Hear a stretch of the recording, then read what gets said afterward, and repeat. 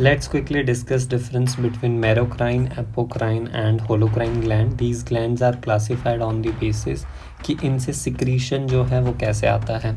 Most economical gland जो है that is मीरोक्राइन, जिसे हम एक्राइन एंड ईक्राइन भी कहते हैं, बिकॉज इससे हमारे पास सिक्रीशन जो है सिंपल डिफ्यूजन के थ्रू आता है. यहाँ पर कोई डैमेज नहीं होता, no damage to the gland. ठीक है. एपोक्राइन में क्या होगा, जो आपके पास सेल है उसका एपेक्स वाला पार्ट में सिक्रीशन भरेगी और वो एपेक्स वाला part along with the secretion हमारे पास ग्लैंड से डिटैच होगा. तो apex part of cell came out of along with secretion. Holocrine gland में क्या होगा, कंप्लीट सेल में सिक्रीशन भरी पड़ी रहेगी और मेन ग्लैंड से ये सेल डिटैच होगा और ये सिक्रीशन के साथ आ जाएगा.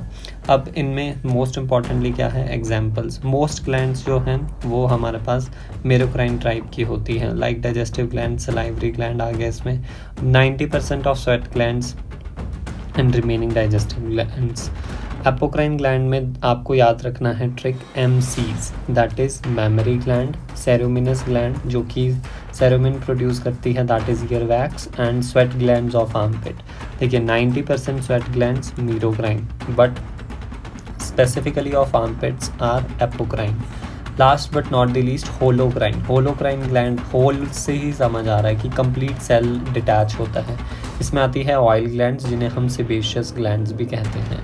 So that's it about these glands. For more such videos and concepts, do like, share and subscribe.